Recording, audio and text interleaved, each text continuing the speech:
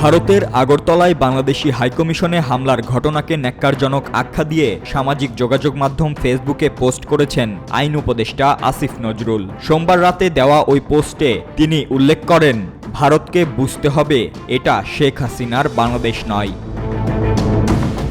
Facebook পোস্টে আইন উপদেষ্টা লিখেছেন, আজকে ভারতের আগরতলায় বাংলাদেশের সহকারী হাইকমিশন তছনছ করা হয়েছে। বাংলাদেশের পতাকায় অগ্নিসংযোগ করা হয়েছে। হিন্দু সংঘর্ষ সমিতি নামে একটি সংগঠনের সদস্যরা এই ন্যাক্কারজনক ঘটনা ঘটিয়েছেন। প্রশ্ন করি, এই ঘটনা মুসলিম সংঘর্ষ সমিতি নামের কোনো সংগঠন বাংলাদেশে করলে কেমন আক্রমণাত্মক প্রচারণায় মেতে উঠত ভারত? পোস্টে কোনো দেশের দূতাবাসগুলোকে নিরাপত্তা দিতে আন্তর্জাতিক আইনেরও প্রসঙ্গ টানেন উপদেষ্টা।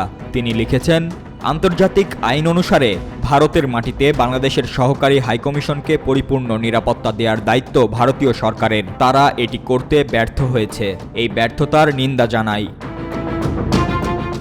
এদিকে বাংলাদেশ নিয়ে পশ্চিমবঙ্গের মুখ্যমন্ত্রী মমতা বন্দ্যোপাধ্যায়ের বক্তব্যের কথাও উল্লেখ করেছেন উপদেষ্টা। এ বিষয়ে তিনি লিখেছেন, নিন্দা জানাই পশ্চিমবঙ্গের মুখ্যমন্ত্রী মমতার মন্তব্যের।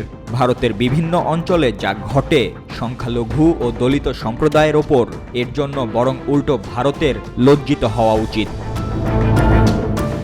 ভারতকে বলি, আমরা সমমর্যাদা আর সমানাধিকার ভিত্তিক বন্ধুত্বে বিশ্বাসী।